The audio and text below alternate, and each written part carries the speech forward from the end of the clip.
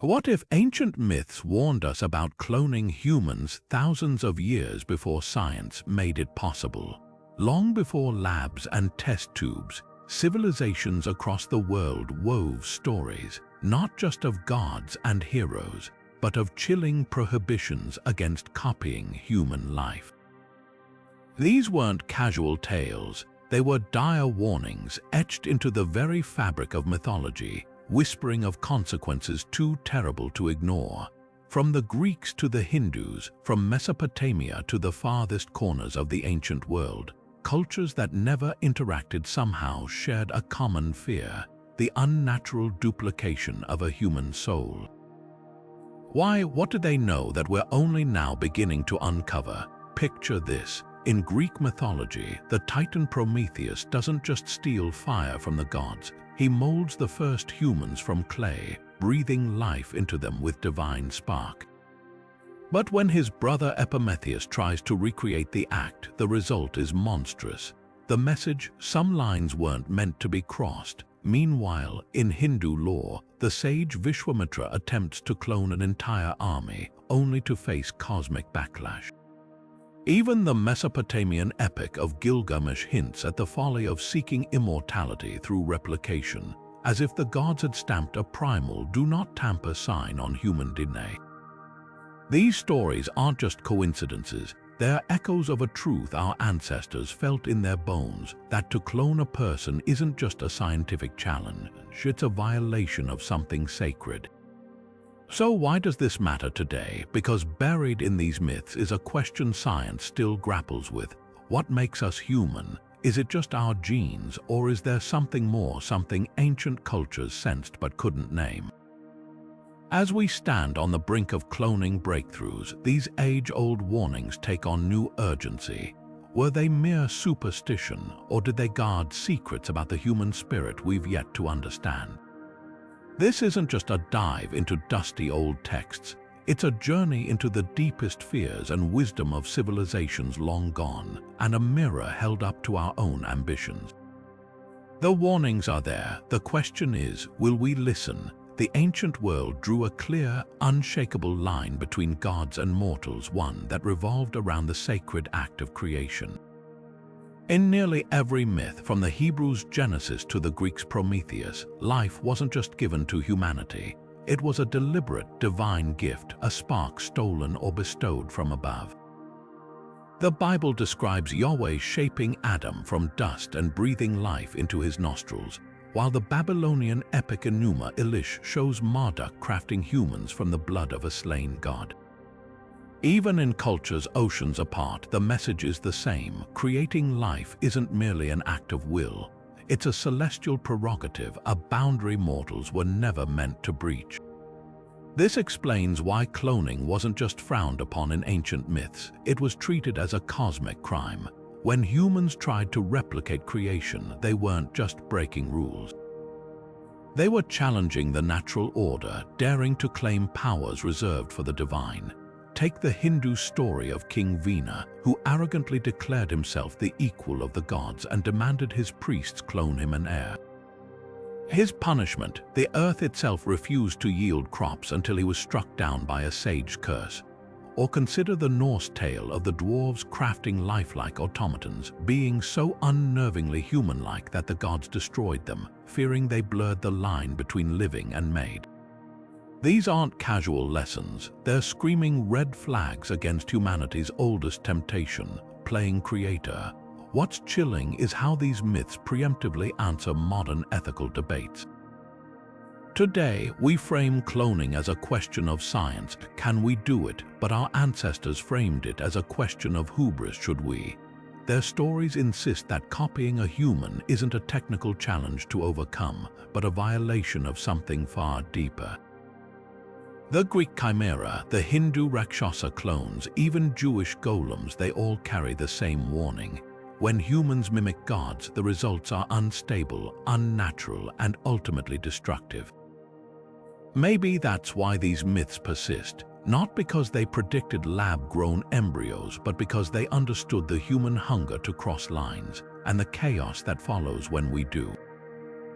Deep in the dusty scrolls of ancient Egypt lies a bizarre and almost forgotten story, one that feels ripped from a modern sci-fi thriller. It's the tale of the wax crocodile, a myth so strange yet so visionary it could have been written yesterday. The story goes like this. A priest discovers his wife's infidelity, and instead of confronting her directly, he crafts a living weapon. He molds a crocodile out of wax, whispers spells over it, and sets it loose in the Nile. The moment the unfaithful lover steps into the water, the wax creature springs to life, dragging him to a watery grave. But here's the twist: the crocodile doesn't stop there. It becomes uncontrollable, a force of chaos that even the priest can't rein in. This isn't just a story about revenge. It's a warning about the dangers of artificial creation, one that eerily parallels today's anxieties over cloning. Think about it. The priest doesn't just make a tool. He brings something to life that shouldn't exist, something that bends the natural order. And like so many modern tales of rogue androids or lab-grown monsters, his creation quickly turns against him. The wax crocodile isn't just a predator. It's a symbol of unintended consequences, a reminder that playing with life's blueprint can unleash forces we can't control. What's fascinating is how this ancient myth mirrors modern fears almost exactly. Today, we worry about cloned organisms developing unpredictable mutations or bioengineered weapons escaping the lab. The Egyptians, thousands of years ago, were already wrestling with the same existential dread. Their wax crocodile is like a prototype for every rogue clone in science fiction, from Frankenstein's monster to the replicants of Blade Runner. The message is clear: creation without wisdom is a path to disaster, but the myth goes even deeper. Notice how the crocodile isn't just destructive, it's unnatural. In Egyptian belief, crocodiles were sacred, embodiments of the god Sobek. By crafting one from wax, the priest isn't just breaking moral codes, he's trespassing into divine territory. It's as if the story asks, what happens when humans try to shortcut the sacred process of life? The answer is always chaos. Whether it's a wax beast in the Nile or a cloned sheep in a lab, the lesson remains: some boundaries exist for a reason. So why does this matter now? Because as we inch closer to human cloning, these myths stop feeling like old stories and start sounding like prophecies. The Egyptians didn't have test tubes, but they understood the weight of creation, the responsibility that comes with shaping life. Their wax crocodile isn't just a monster. It's a mirror reflecting back our own Faustian bargains with science. The question isn't whether we can clone a person, it's whether we're ready for what happens after we do. The Mahabharata, one of Hinduism's most epic sagas, holds a shocking secret, a story of mass cloning that ends in absolute devastation. It begins with Queen Gandhari, a woman blessed or cursed with the potential to bear 100 sons. But when she gives birth after an agonizing 2-year pregnancy, what emerges isn't a normal child. It's a single, grotesque lump of flesh.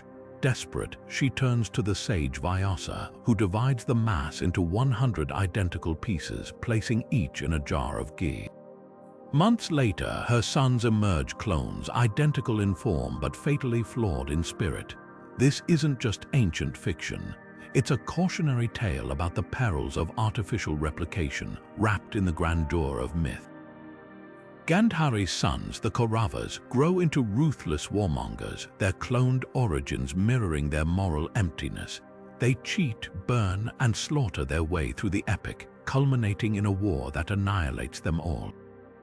The message: cloning didn't just produce physical copies, it birthed beings devoid of humanity's divine spark.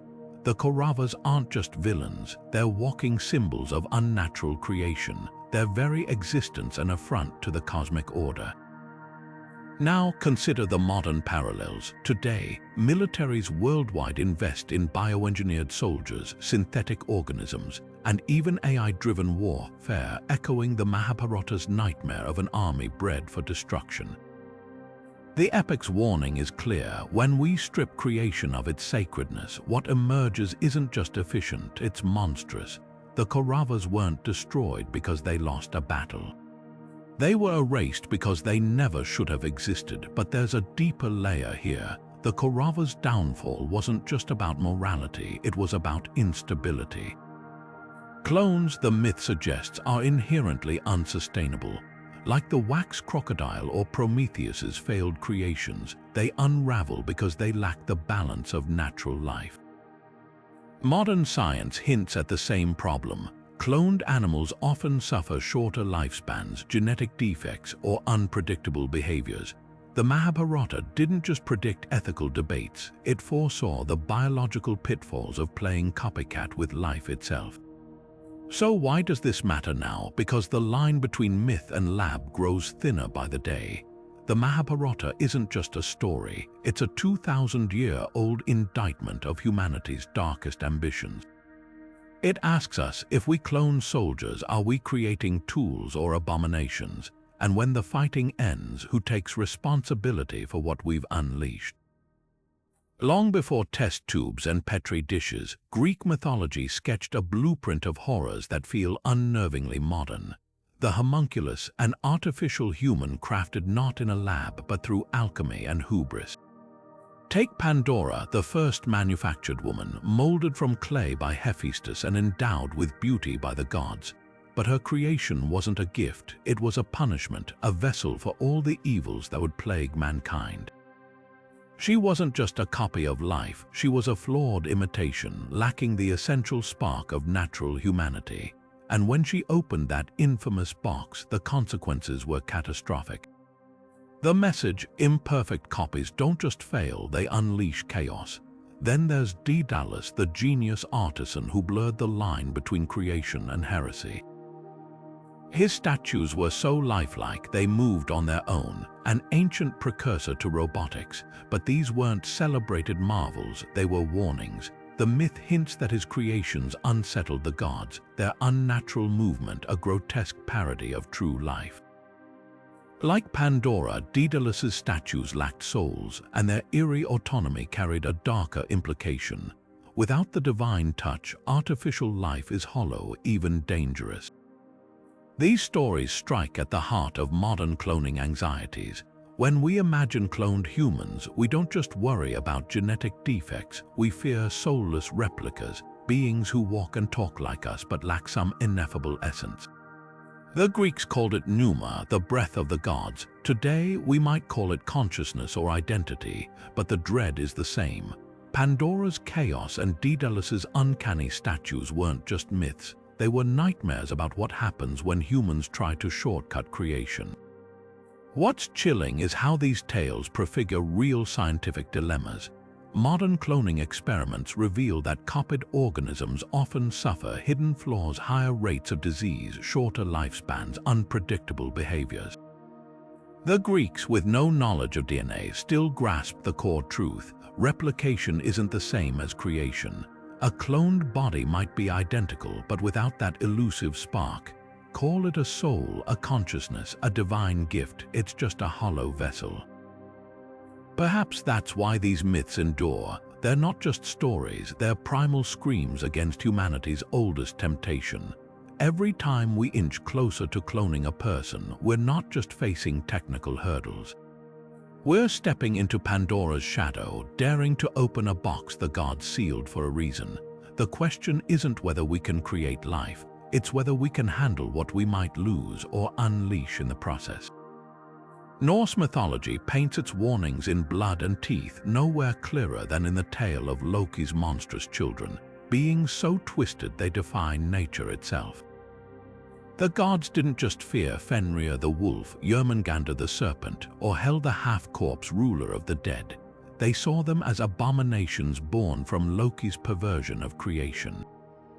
These weren't natural offspring, they were distortions, the result of a trickster god bending the rules of life until they snapped.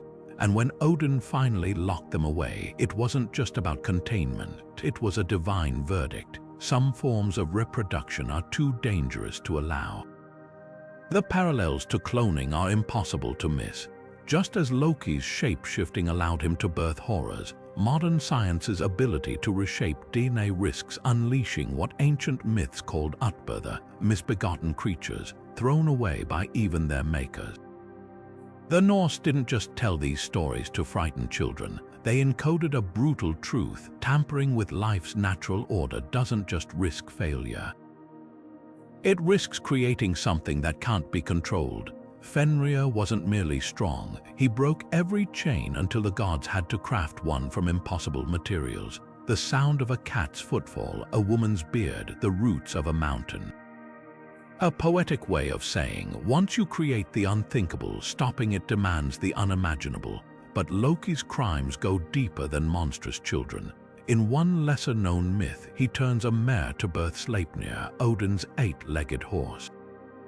Here, the violation isn't just the offspring, it's the act. By shape-shifting into an animal to reproduce, Loki crosses a line even the gods find repulsive.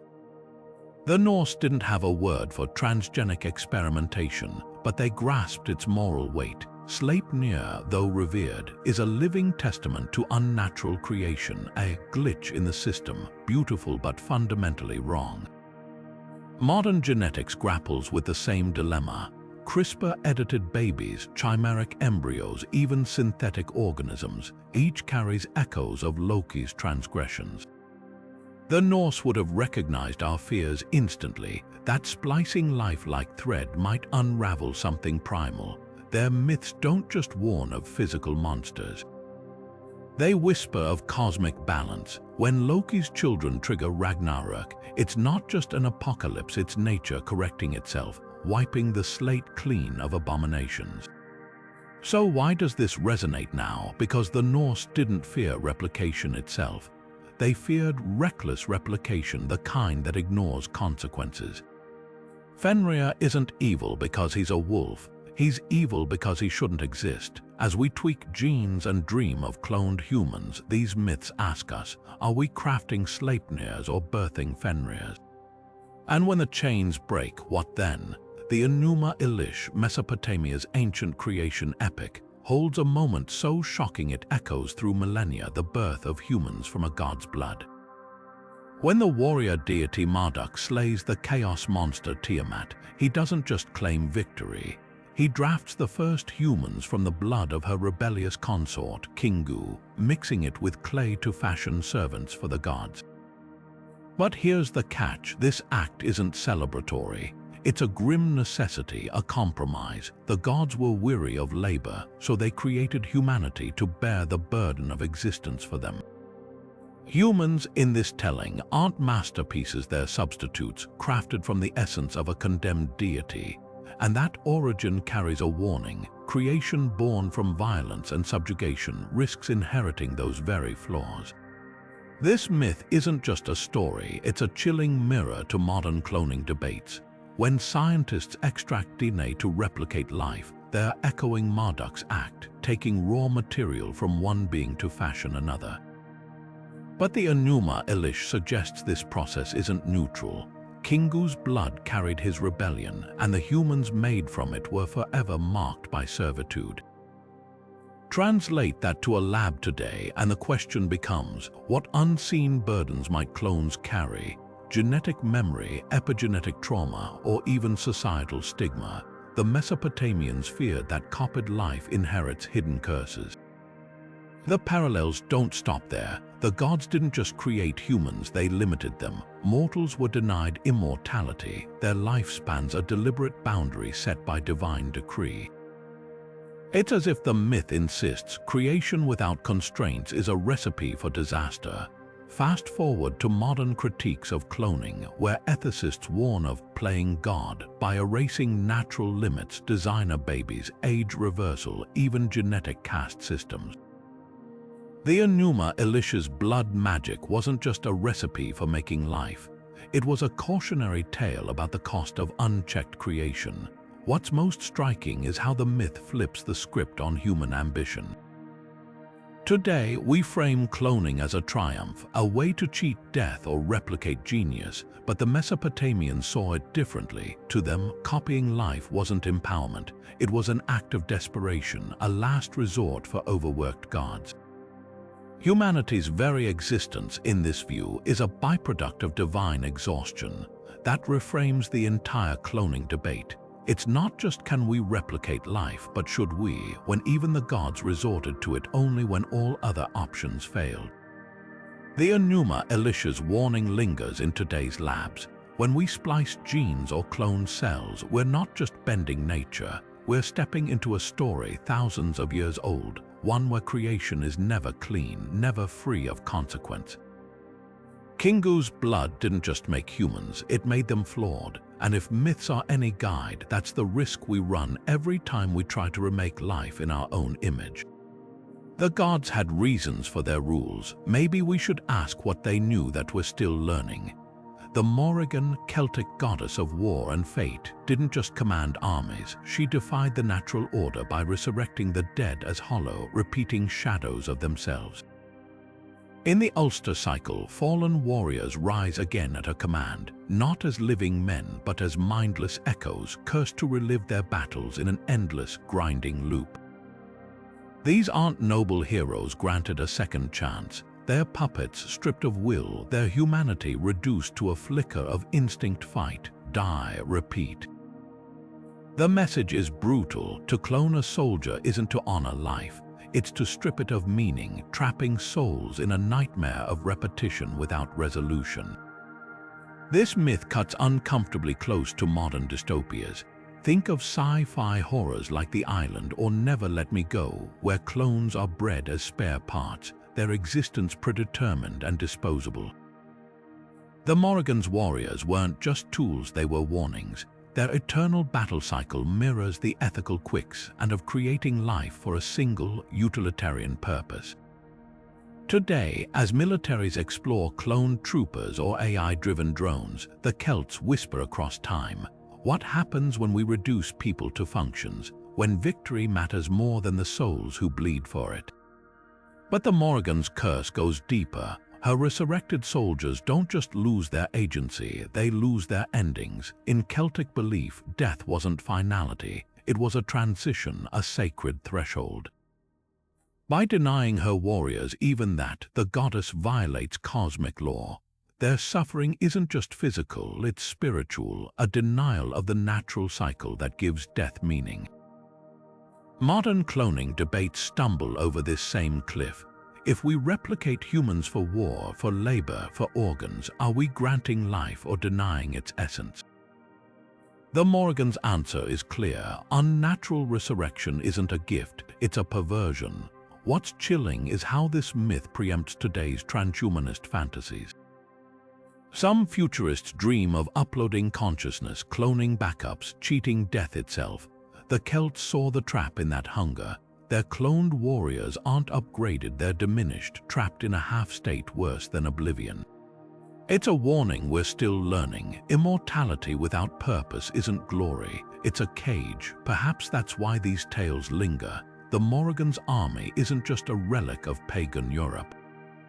It's a mirror reflecting our own Faustian bargains with technology. Every time we flirt with mass-produced soldiers or genetic duplicates, we're not pushing boundaries.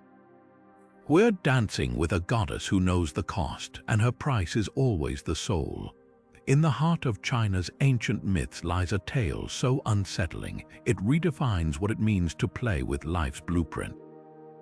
Emperor Qin Shi Huang, the ruthless unifier of China, didn't just build an army of terracotta warriors to guard his tomb.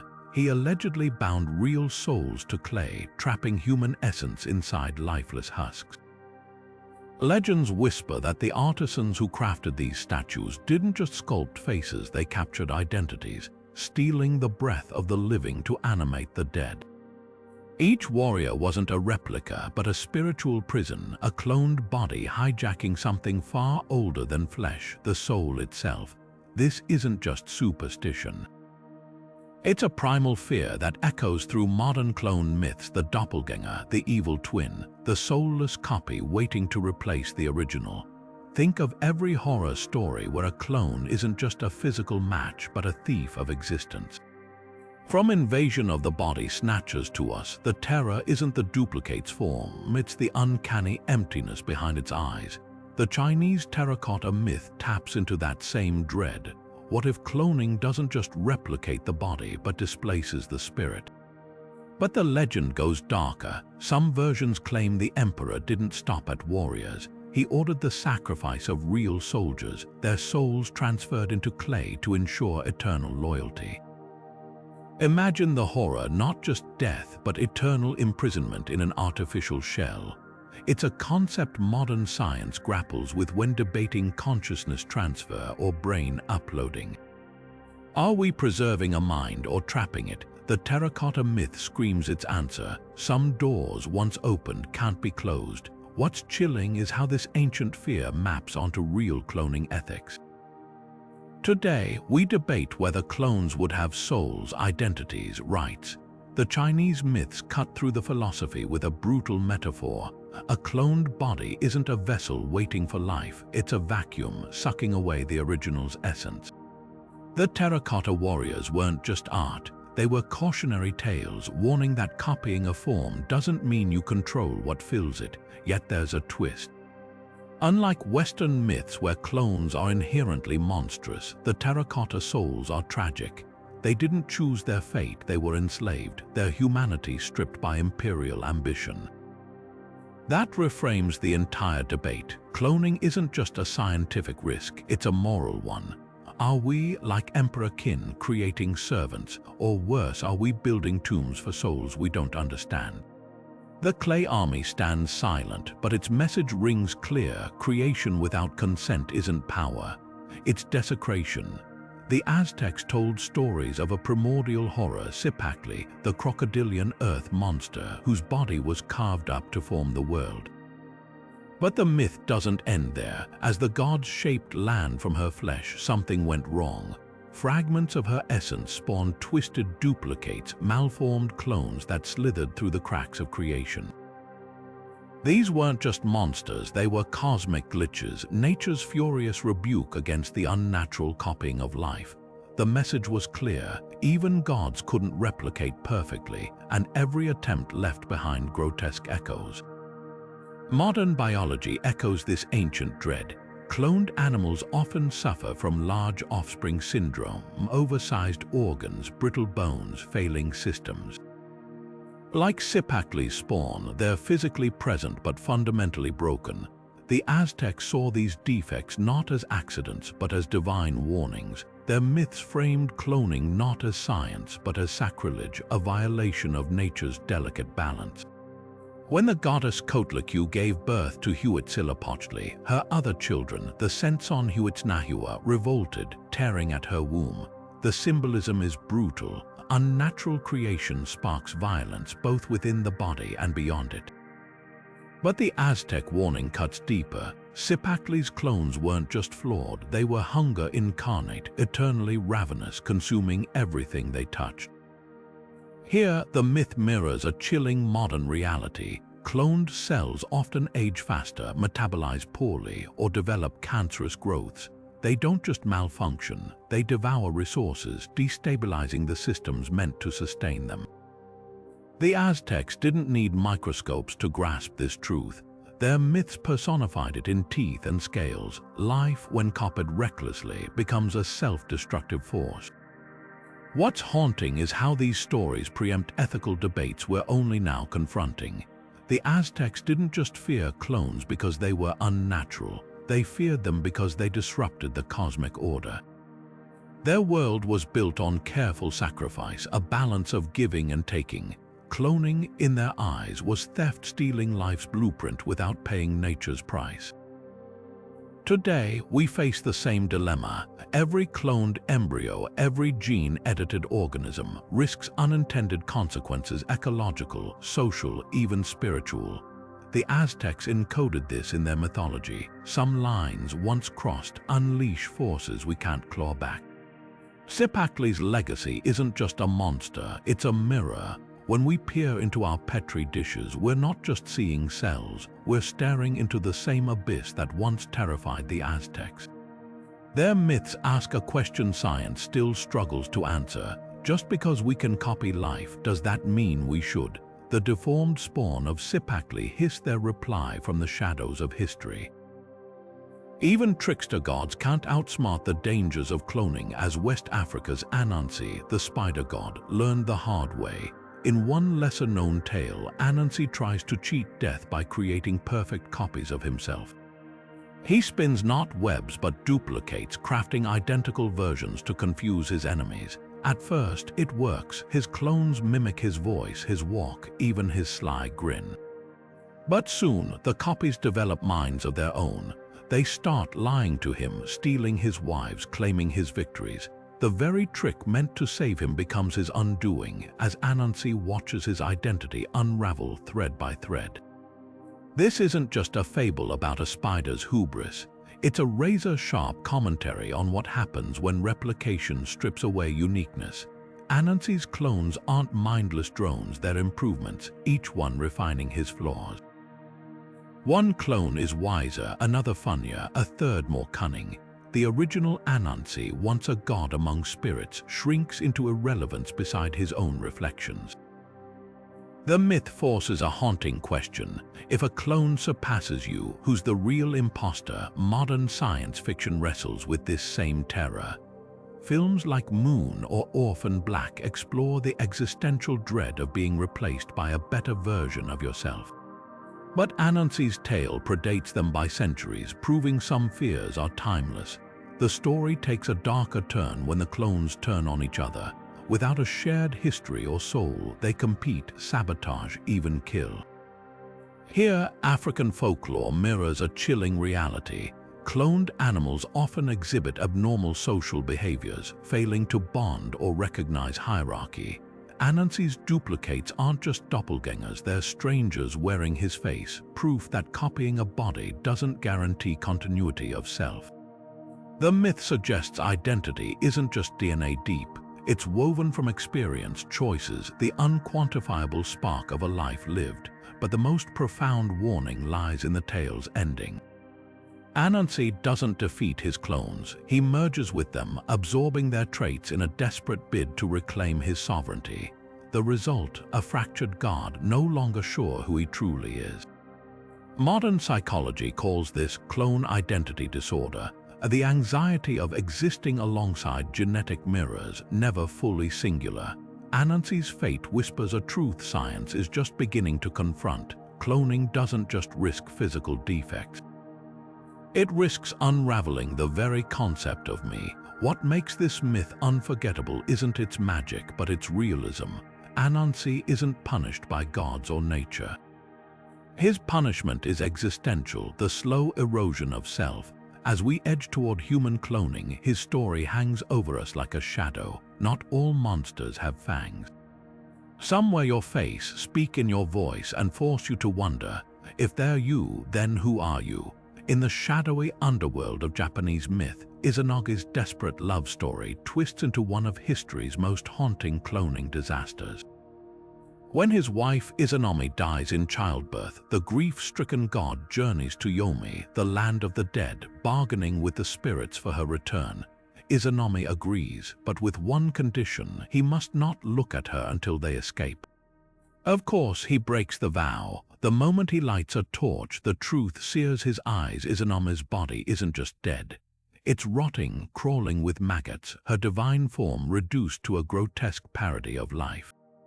But the horror doesn't end there. As Izanagi flees, Izanami's decay spreads. She splits into monstrous clones, the Kegere, swarming, shrieking manifestations of impurity, each more deformed than the last. This isn't just a tragic love story. It's a primal indictment of resurrection gone wrong. The Kegere aren't accidental byproducts. They're living symbols of taboo, embodiments of what happens when natural order is violated.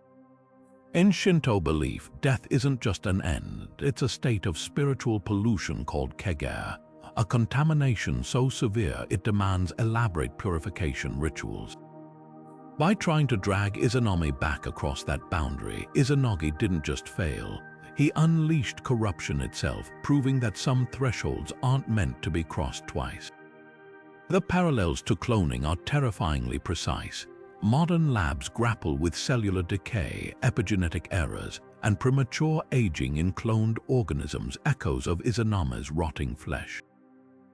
But the Japanese myth goes deeper, framing these flaws not as technical failures but as moral ones. The kegare aren't just imperfect copies. They're abominations, their very existence a violation of kotodama, the sacred harmony between word, body, and spirit. To clone, in this view, isn't just to replicate DNA, it's to fracture the soul's integrity, producing beings as spiritually unstable as they are physically flawed. What's chilling is how this ancient tale mirrors modern bioethical dilemmas. Shinto purity laws forbid contact with death not out of superstition, but out of respect for life's fragile balance. When Izanagi ignores this, his punishment isn't just personal, it's cosmic. The kegare pursue him relentlessly, forcing him to seal the underworld's entrance with a boulder. The message, once impurity escapes, containment is the only option. Today, as CRISPR babies and gene-edited embryos make headlines, Izanagi's boulder looms large. Are we, like him, underestimating what we can't unsee or uncreate? But the myth's real genius lies in its ambiguity. Izanami wasn't evil, she was changed. Her clones weren't monsters by choice, but by circumstance. This reframes cloning from a scientific challenge to a tragedy of identity. If we resurrect or replicate a person, do we get them or something wearing their face, hollowed out by the journey back? Izanagi's torchlight didn't just reveal decay, it exposed the lie at the heart of all resurrection myths, that life, once lost, can be pasted whole into new flesh. The kegare's wails still echo in every petri dish, every stem cell debate, asking not can we, but what have we done? The story of the Tower of Babel isn't just about a building, it's a coded warning against humanity's obsession with sameness, a parable that reads eerily like an ancient cloning myth. The people of Babel didn't just want to reach heaven with their tower, they wanted to erase difference, to speak one language, to become a single, unified entity. And when God shattered their ambition, scattering them into confusion, it wasn't just punishment, it was preservation. Diversity wasn't just allowed, it was sacred, a deliberate firewall against the dangers of absolute uniformity. Now reframe that through the lens of cloning. Genetic replication isn't just about copying life, it's about enforcing conformity, stripping away the messy, beautiful variations that make humanity resilient. The tower's collapse mirrors the biological risks of monoculture.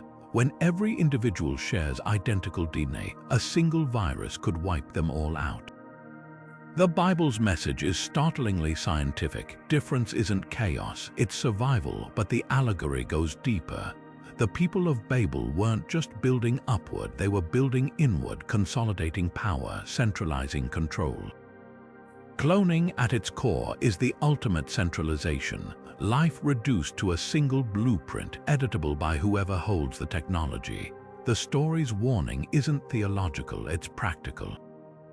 When humans crave godlike control over creation, they don't become gods. They become fragile, their ambitions towering but brittle, their foundations doomed to crack. What's chilling is how this mirrors modern transhumanist dreams. Some futurists fantasize about a world where genetic editing erases disease, aging, even death. The Tower of Babel asks, at what cost? The people didn't just lose their project, they lost their cohesion, their ability to collaborate. In a world of clones, would we lose more than just variation? Would we lose empathy, the ability to recognize the humanity in someone unlike ourselves? The Bible's answer is subtle but devastating. After Babel, humanity didn't just scatter, they diversified, filling the earth with cultures, languages, and perspectives. That diversity wasn't a setback, it was a gift, a built-in safeguard against hubris. Cloning, by contrast, tempts us with the opposite, the illusion that we can optimize humanity into a single, flawless template. But flawless is fragile. The tower fell for a reason.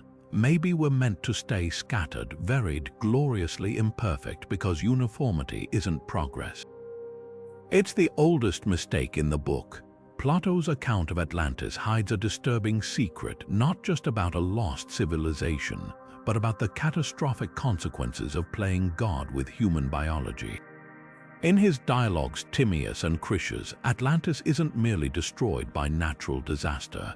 It collapses because its rulers, drunk on power and knowledge, attempt to engineer a perfect society through unnatural means. Though Plato never mentions cloning directly, his description of the Atlanteans' hubris reads like an ancient premonition of genetic engineering gone wrong. They didn't just build advanced technology, they sought to reshape life itself, breeding humans like livestock to fit their ideals.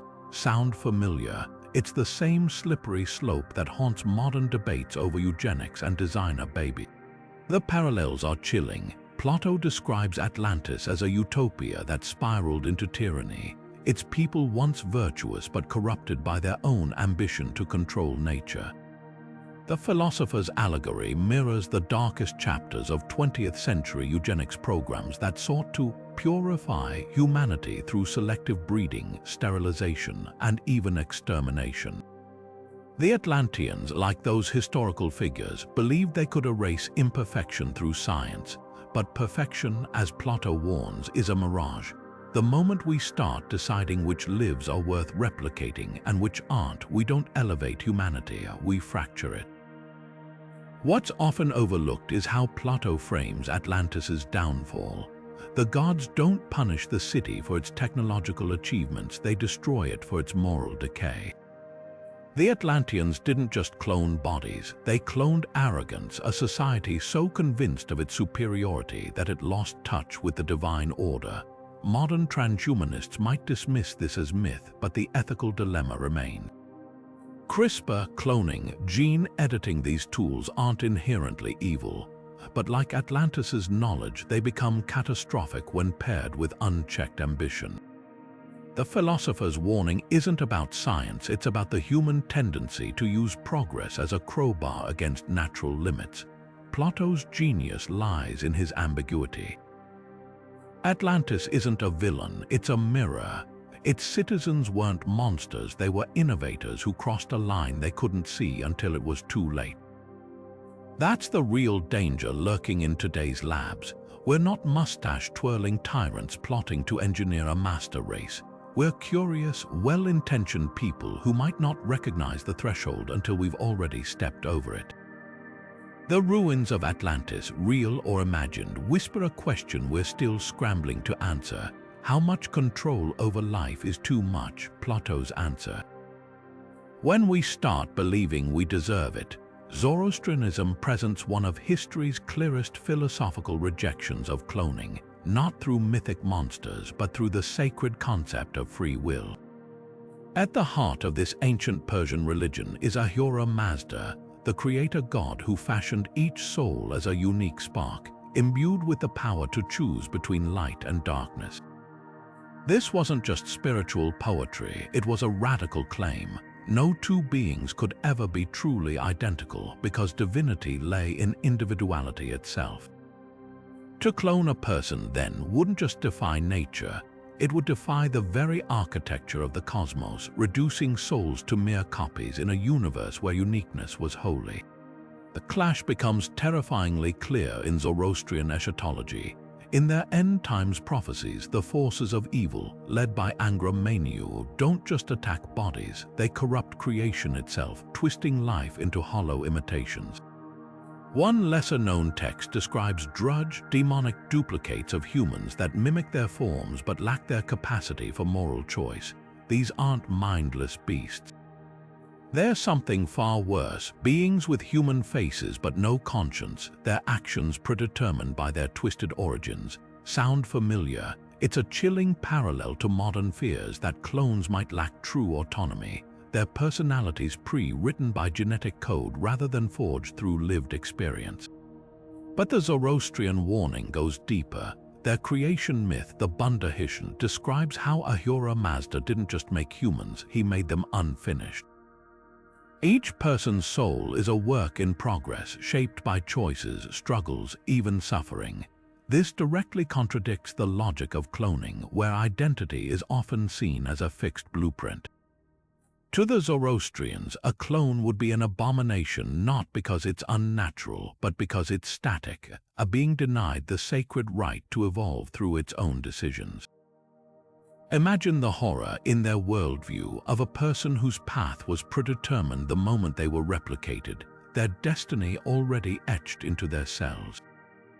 The most haunting example lies in the tale of Jamshid, a legendary king who sought to conquer death by preserving his perfect form eternally.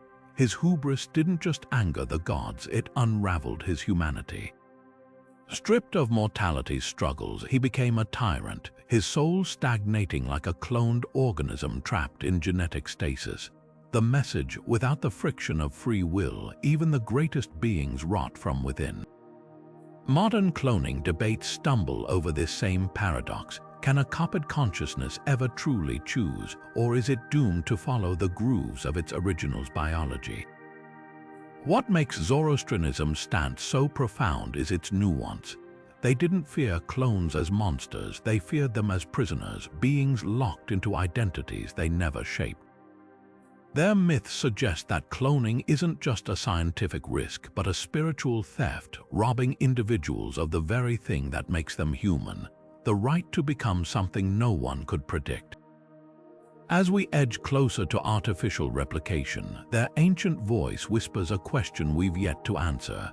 What good is a perfect copy if the cost is the soul's boundless potential? In Polynesian culture, the word taboo doesn't just mean forbidden, it means sacred, a boundary woven into the fabric of existence itself, one of the most striking taboos. The prohibition against copying moko, the intricate facial tattoos that map a person's ancestry, achievements, and very soul onto their skin. To replicate these marks wasn't just theft, it was a violation so profound it could unravel the spiritual balance of entire communities. Because in Polynesia, identity wasn't just personal, it was cosmic. Each tattoo, each carving, each chant was a thread in a living tapestry, and to duplicate a human, even in effigy, was to sever those threads. This belief wasn't abstract. Take the story of the tiki, wooden carvings meant to channel ancestral spirits. Legends warn that copying a tiki too precisely risked trapping the original's mana, their life force inside the duplicate, diluting both. The result: two hollowed-out versions of a soul, neither whole. It's a concept that mirrors modern cloning dilemmas with eerie precision. If you replicate a body, what happens to the essence that can't be carved or inked? The Polynesians had an answer. You don't get two beings, you get two halves, but the taboo went deeper than art. In Maori tradition, even shadows held power. To step on someone's shadow was to steal their vitality. To mimic their voice too closely was to invite supernatural retaliation. This wasn't superstition, it was a recognition that individuality wasn't just physical. It was vibrational, a unique frequency that couldn't be echoed without consequence. Modern science stumbles over the same paradox. Cloned animals often exhibit subtle behavioral differences, quirks that suggest even identical DNA can't guarantee identical selves. The Polynesians would have nodded knowingly. Of course the copies diverge, they'd say. The universe refuses to repeat itself. The most haunting parallel lies in the concept of tapu persons, chiefs or priests so sacred, their shadows, breath, even footprints were off limits to touch or replicate. To clone such a figure wouldn't just be impossible, it would be an abomination, a blasphemy against the natural order. Because in Polynesian cosmology, uniqueness wasn't an accident. It was the point. The gods didn't mass-produce humans, they handcrafted each one, irreplaceable and unrepeatable. To duplicate a person wasn't just to challenge the gods. It was to insult their artistry. Perhaps that's why these taboos feel so urgent today. In an age of deepfakes, AI avatars, and genetic mirroring, Polynesian wisdom whispers a warning we've forgotten. Replication isn't neutral. Every copy costs the original something, whether it's dignity, autonomy, or the quiet terror of seeing yourself reflected back, not as a person but as a pattern. The taboo wasn't just about protecting individuals, it was about safeguarding the sacred truth that some things, like souls, aren't meant to be Xeroxed. High in the Andes, the Inca creator god Viracocha didn't just shape humanity in one flawless attempt. He went through drafts. According to legends carved into the stones of Cusco, Viracocha's first attempts at humans were monstrous, giants with hollow eyes, beings of stone that couldn't weep, prototypes that walked but never truly lived. Displeased, the god didn't simply discard them. He unleashed a great flood, wiping his failed models from the earth before beginning anew with flesh and breath. This wasn't cruelty, it was necessity. The Incas understood something modern labs are still grappling with. Creation isn't a single act, it's a process, and sometimes the cost of progress is destruction. The parallels to cloning are impossible to ignore. Viracocha's flood mirrors the ethical quagmire of failed embryonic experiments, the silent graveyards of petri dishes where genetically unstable clones are terminated. Just as the god deemed his stone giants unworthy of life, modern embryologists often face the same agonizing choice: when does a flawed prototype cross the line from potential to peril? The Incas framed this as divine judgment, but the underlying question remains: how many imperfect copies do we allow before the weight of error becomes unbearable? But Viracocha's story twists deeper. The giants weren't just physically flawed, they were morally incomplete, unable to worship, to love, to honor the gods. They existed without purpose. Here, the myth collides with contemporary fears that clones might lack the intangible qualities that define personhood: empathy, individuality, the spark of authentic experience. Modern science can replicate DNA, but can it replicate a soul? The Incas whispered, no. Viracocha's final humans weren't just better crafted, they were spiritually alive, capable of gratitude and reverence. The difference between a failed model and a true person, it seems, wasn't in their bones, but in their ability to connect to something greater than themselves. What's chilling is how this ancient narrative preempts modern cloning debates. Ethicists warn of dysgenic outcomes, clones with shortened telomeres, erratic gene expression, or psychological instability. Viracocha's flood asks us, at what point do these flaws become unforgivable? The Incas believed the god's destruction was merciful, sparing the world beings doomed to suffer their own incompleteness. Today, as we edit genomes and splice cells, their myth forces a brutal question. Are we playing Viracocha, deciding which lives deserve the flood and which deserve the breath of existence? Yet there's hope in the legend. After the waters receded, Viracocha didn't abandon creation. He tried again patiently until he got it right. The Incas saw this not as failure but as wisdom, the recognition that true creation demands both rigor and humility. As we stand in our own labs, tools in hand, we do well to remember that even gods needed more than one attempt. The difference is Viracocha knew when to let go. The challenge for us, learning to recognize that line before the flood rises on its own. Slavic folklore pulses with a terror ancient and unnervingly modern. The Voynich, a doppelganger so cursed, meeting your own double wasn't just eerie, it was a death sentence. These weren't mere lookalikes, they were existential glitches, clones ripped from the darkest corners of the spirit world, each one a living omen that your time was running out. In Russian villages, spotting your Voynich meant the earth itself had marked you, that your soul was already halfway to the grave. But here's the twist, these doubles weren't just shadows. They were perversions of identity, acting out your worst impulses, whispering your secrets, unraveling your life thread by thread. The message was clear: to see yourself copied wasn't a curiosity, it was a cosmic malfunction. Now flash forward to Jordan Peele's Us, where the tethered genetic clones trapped underground rise to slaughter their originals. The parallels are bone deep. Like the Voynich, these duplicates aren't just physical matches. They're distorted mirrors, reflecting not just faces but fractured souls. The tethered don't just kill their counterparts, they become them, stealing their lives in a grotesque parody of replacement. Slavic folklore would have understood this horror instinctively. A clone isn't just a body, it's a rival, a usurper, a living accusation that your identity was never truly yours to begin with. But the Devoinic myth cuts even deeper. These doubles didn't just predict death, they caused it, their mere presence warping reality like a virus. Belarusian legends tell of a man who found his double sitting at his kitchen table, eating his food, smiling with his teeth. Within days, the original wasted away, as if the clone was draining him of something no doctor could name. Modern science might call it the uncanny valley effect, that primal revulsion we feel when something looks almost human but not quite. The Slavs encoded this dread centuries ago. Clones aren't just biologically unstable, they're spiritually corrosive, leaching the vitality from their originals by mere proximity. What's chilling is how these tales weaponize the very idea of uniqueness. In a culture where your dusha, your soul, was as singular as your fingerprint, duplication wasn't just impossible. It was an affront to the natural order. Ukrainian stories warn that Devoiniki lack shadows, reflections, even heartbeats. They're hollow, walking blasphemies against the divine artistry that crafted each person irreplaceable.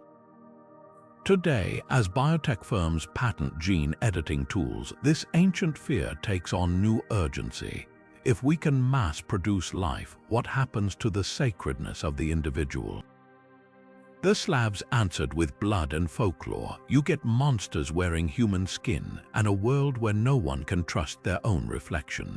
Yet the most haunting detail lies in the Devoinic silence. They rarely speak, communicating instead through mimicry, their actions just slightly off, a laugh delayed by half a second, a gesture mirrored backward. This isn't just creepiness for effect, it's a profound insight into cloning's existential pitfall, replication without true understanding. Modern clones, whether in labs or films, echo this flaw. Think of Blade Runner's replicants, flawless in form but burning with borrowed memories, never quite grasping what it means to be human. The Slavs didn't need sci-fi to envision this horror. Their doubles were the original uncanny valleys, proof that copying a body without a soul doesn't create life. It creates something far more unsettling. So why does this centuries-old fear still grip us? Because the Devoinic isn't just a ghost story. It's a warning etched in folklore's DNA. Identity isn't just what you are. It's what you aren't. The moment we start replicating humans, we don't just risk biological defects, we risk unraveling the very idea of self. The Slavs knew this. Their doppelgängers weren't just monsters. They were mirrors forcing us to ask, in a world of copies, how do you prove you're the original? And worse, what if you're not? In the Dreamtime stories of Australia's Aboriginal peoples, creation isn't just an event, it's a living tapestry, woven from the journeys of ancestral beings who shaped the land, the laws, and the very essence of what it means to be human. These ancestors didn't just leave behind physical landmarks, they etched sacred designs into the earth, patterns so potent that to copy them was to risk unraveling the fabric of existence itself. Among the Walpiri of Central Australia, for instance, the creation of the first human wasn't a solitary act. It was a symphony of ancestral forces, each contributing a unique thread to the design of life. To clone a person in this cosmology wouldn't just be a scientific feat, it would be a theft of those sacred threads, a violation of the dreaming's most fundamental law, that no two paths, no two beings can ever be the same. Take the story of the rainbow serpent, a creator being who carved rivers and mountains into the land as it moved. When lesser spirits tried to mimic its movements, the serpent didn't just punish them, it erased their creations entirely, leaving behind barren stretches of earth as a warning. The message was clear: creation isn't a formula to be copied. It's a sacred dialogue between ancestor and country, a dance of individuality that can't be replicated without consequences. Modern cloning, in this light, isn't just a challenge to biology. It's a trespass into territory the ancestors marked as forbidden, a sin against the very principle that makes life sacred, its irreplaceable uniqueness. But the taboo goes deeper than imitation. In Arnhem Land, the Yolngu people speak of Ma, the life force that flows through all living things, unique as a fingerprint. To clone a person would be to fracture Ma, creating a being with no rightful place in the web of kinship, no true connection to country or totem. Aboriginal lore is filled with cautionary tales of beings who tried to steal or duplicate Ma, like the trickster figure Bamapana, who stole sacred designs and was cursed to wander as a ghost, never fully alive nor dead. These stories aren't just myths, they're ethical frameworks insisting that life's value lies not in its reproducibility, but in its singular, unbreakable bond to the dreaming. The most chilling parallel lies in the concept of Jukurpa, the ancestral blueprints that dictate not just physical form but spiritual destiny. When Aboriginal artists paint these designs, they don't just recreate images, they channel living energy, each stroke a prayer, each dot a covenant with the ancestors. To mass-produce these works, as some outsiders have tried, isn't just disrespectful, it's dangerous, a dilution of power that can summon misfortune. Cloning a human in this context would be the ultimate sacrilege, taking a soul's Jukurpa and stamping it onto another, creating a being with no rightful songline, no dream to call its own. What makes these stories so urgent today is their unflinching wisdom. The Dreamtime doesn't just forbid cloning, it explains why the attempt is doomed. Like a counterfeit songline that leads only to desert, a cloned being might walk and talk, but without its own ancestral ties, it would be adrift in a world it wasn't designed to navigate. The ancestors knew something we're only now grasping. Life isn't just cells and DNA, it's story, spirit, and a bond to country that can't be Xeroxed. The Dreaming's warning isn't written in stone. It's sung in the wind, whispered in the rustle of leaves, a reminder that some lines were drawn not by man, but by the very forces that shaped existence. Long before Petri dishes and microscopes, medieval alchemists whispered of homunculi, tiny, lab-grown humans forged from forbidden recipes. Imagine a world where scientists brewed life in flasks, mixing mandrake roots with mercury, sperm with horse dung, chanting incantations as their creations stirred in glass wombs. These weren't just experiments, they were blasphemies, miniature humans cursed from birth, their existence a grotesque parody of natural life. Paracelsus, the infamous Swiss alchemist, claimed his homunculus could grow in a flask fed with human blood, a tiny, shrieking thing with the wisdom of the ages and the soul of a demon. But here's the haunting part. These myths weren't just about scientific hubris, they were about consequences. Every homunculus tale ends in horror, the creations turning on their makers, growing uncontrollably, or revealing eerie knowledge no human should possess. In one German manuscript, a homunculus crafted from a rooster's egg and a drop of the alchemist's own blood whispers secrets until its creator gouges out his ears to escape its voice. The message is clear. Artificial life isn't just unstable, it's unnatural, a violation that corrupts both creator and creation. Fast forward to modern cloning narratives, and the parallels are unnerving. From Frankenstein's monster to the replicants of Blade Runner, the mad scientist trope is alive and well, each story echoing those medieval fears. The homunculus didn't just inspire fiction, it became a blueprint for our deepest anxieties. Think of Splice, where genetically engineered hybrids evolve beyond control, or Ex Machina, where artificial intelligence mirrors the homunculus's eerie alien intellect. These aren't new fears, they're ancient ones repackaged for an age of test tubes and CRISPR, yet the most chilling connection lies in the homunculus's purpose. Alchemists didn't create them for curiosity, they sought servants, oracles, even immortality. Today's cloning debates revolve around the same ambitions: designer babies, organ farms, AI slaves. The homunculus myth forces us to ask, when we strip creation of its sacredness, what exactly are we making? Companions, tools, or something far darker? The alchemists' greatest lesson wasn't in their failures, it was in their warnings. Their homunculi weren't just failed experiments, they were prophecies screaming across centuries that some doors once opened can't be closed. As we stand in our own labs, splicing genes and dreaming of artificial life, their cracked glass flasks and blood-stained manuscripts whisper a question we've yet to answer. Are we creating life or summoning something we won't survive? In the shadowy corners of Jewish folklore, the golem stands as one of history's most haunting prototypes for artificial life, a creature molded from clay, animated by sacred words, but forever missing the one thing that makes a human truly alive, a soul. According to legend, these clay giants were brought to life by rabbis who inscribed the divine name on their foreheads or tucked holy parchments into their mouths, granting them strength but never true consciousness. The most famous, the Golem of Prague, was said to obey its creator's commands with mindless precision, a towering enforcer without will or desire. But here's the chilling twist: every golem story ends in disaster. The creature grows violent or worse. It begins to question its own existence, rattling the gates of its artificial life with a desperation that mirrors our modern anxieties about clones.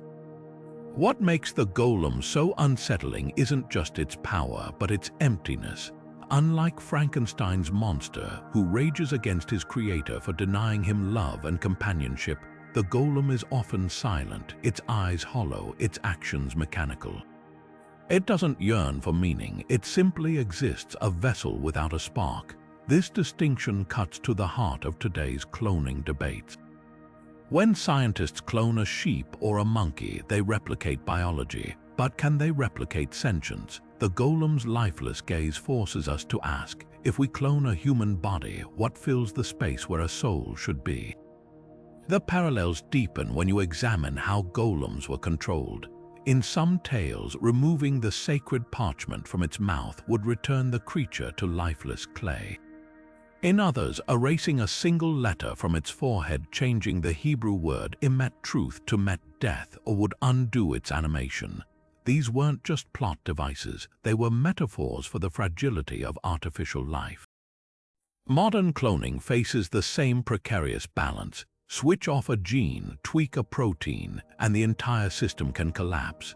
The golem's dependence on external commands mirrors the way clones often require meticulous environmental controls to survive, a stark reminder that replication doesn't guarantee autonomy.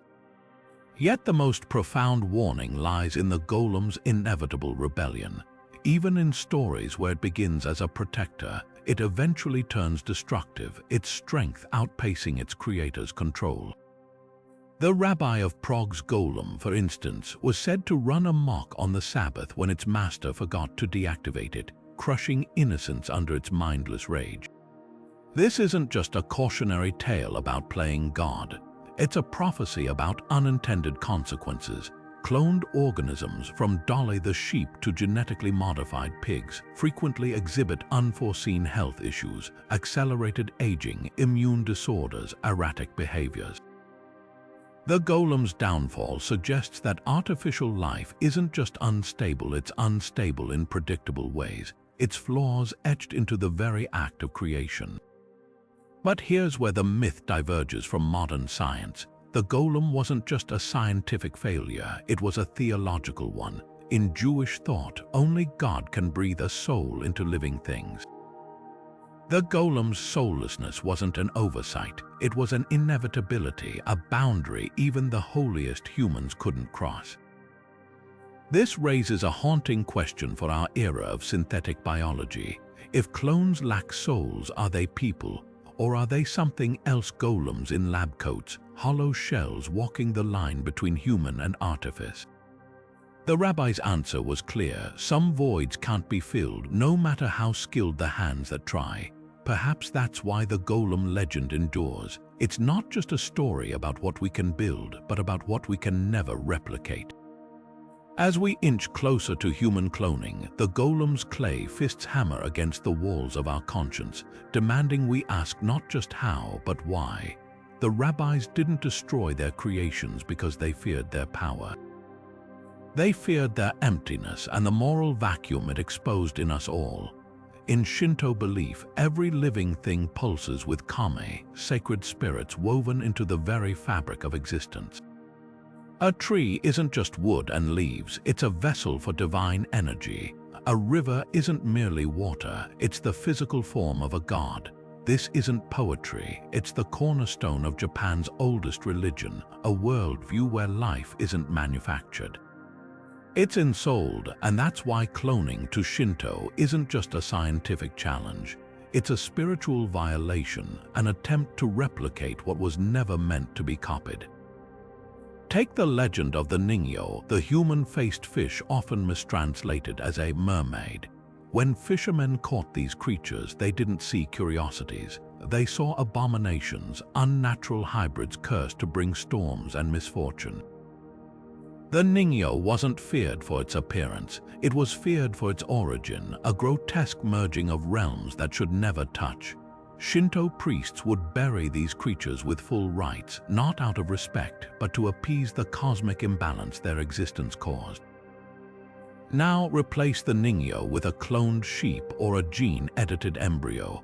The parallel is visceral. Both represent life forced into shapes that defy the natural order, creations without the kami that make existence sacred.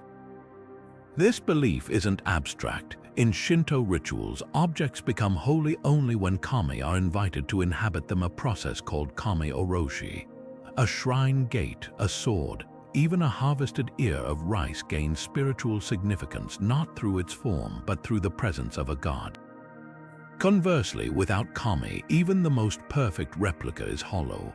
Apply this to cloning and the problem becomes stark. You might copy DNA, but can you summon a spirit to fill it? Shinto says no. A cloned being, no matter how flawless biologically, would be an empty shell, a muon botoka, a soul without ties to the divine. The consequences of such emptiness ripple through Shinto folklore. Consider the tsukumogami, objects that gain sentience after 100 years of neglect. These aren't cute talking teapots, they're furious spirits lashing out at being abandoned by the kami that once blessed them. Now imagine a cloned human, denied the spiritual lineage that Shinto believes anchors every soul. Would they, like the tsukumogami, become something unmoored and vengeful? The religion's answer is implicit in its taboos. Life without kami isn't just incomplete. It's dangerous, a ticking vessel of unresolved energy. Modern Japan's resistance to cloning isn't just bureaucratic, it's cultural, rooted in this ancient dread of soulless replication. When Japanese bioethicists debate genetic engineering, they don't just cite risks like organ failure or premature aging. They invoke kegare, the Shinto concept of spiritual pollution, the same impurity that clings to corpses and childbirth. Cloning in this framework isn't just a lab procedure. It's an act that risks staining not just the clone, but the world around it. Yet there's a haunting beauty in Shinto's warning. Unlike Western myths that frame clones as monsters, Shinto pities them. A clone isn't evil, it's tragic, a being denied the divine spark that makes life more than just chemistry. The religion's rituals for purifying kegare aren't about punishment. They're about restoration, an attempt to mend the cosmic fabric torn by human arrogance. As we stand on the brink of synthetic life, Shinto's whisper grows urgent. Some things aren't just hard to copy, they're sacred because they can't be. Augustine of Hippo, one of Christianity's most towering theologians, didn't just condemn unnatural births, he saw them as a rebellion against the divine order itself. In his seminal work, The City of God, Augustine railed against monstrous or artificially conceived beings, warning they weren't just biological accidents but moral violations, distortions of God's perfect design. To him, life wasn't merely a physiological process, it was a sacred gift, imbued with a soul at the moment of conception by God's direct will. cloning in this framework wouldn't just be a scientific achievement. It would be an act of cosmic plagiarism, a mortal attempt to hijack the Creator's exclusive right to breathe life into dust. The theological stakes couldn't be higher. Augustine's logic hinged on a radical idea. The soul isn't inherited or replicated, it's bestowed, a unique spark from God that no human hand can counterfeit. Centuries later, the Vatican echoed this stance in its blistering 2008 document Dignitas Personae, calling human cloning a grave offense to dignity because it reduces life to a manufactured product, stripping it of its God-given individuality. The Church didn't just oppose cloning on ethical grounds, it framed the issue as a war for the soul itself, literally. If clones lack souls, are they even human? And if they have souls, does that mean humans can usurp God's role in creating them? There's no clean answer, only a paradox that strikes at Christianity's core. But Augustine's warnings went deeper than theology. He feared the social chaos unnatural births would unleash, fracturing the bonds of kinship and identity that hold society together. Imagine a world where a cloned child isn't just a copy of its donor but a rival, a genetic twin with no biological parents, no place in the generational tapestry of a family. The Vatican amplified this dread in 2017, condemning cloning as a threat to the integrity of human lineage, a phrase that sounds archaic until you consider the legal nightmares it hints at: inheritance disputes, identity crises, even a black market for celebrity DNA. Augustine's nightmare wasn't just about playing God, it was about unraveling what it means to belong. The most haunting parallel lies in Augustine's concept of original sin. He believed all humans inherit Adam's fallen nature through biological descent, but what happens when there's no descent? If a clone is made from a living donor's cell, does it inherit their sins? Their spiritual burdens. The Vatican's silence on this question speaks volumes. Cloning doesn't just challenge Christian doctrine, it exposes its seams, forcing theologians to confront gaps in a 2,000-year-old worldview. Yet there's a twist. Some modern Christian scholars argue cloning could affirm divine sovereignty. If God truly creates each soul, wouldn't he still do so for a clone? But this loophole collapses under scrutiny. Augustine himself warned that even miracles require divine permission. Humans acting alone risk demonic parody. The Vatican's 2020 statement on AI and bioengineering made this explicit. Technology that mimics creation without reverence is blasphemy, not progress. The message is clear: cloning isn't just risky, it's sacrilege, a trespass into the sacred space between creator and creature. Augustine's shadow looms large over today's labs. His fear of unnatural births wasn't superstition, it was prophecy, a warning that some boundaries exist to protect not just the divine but the human.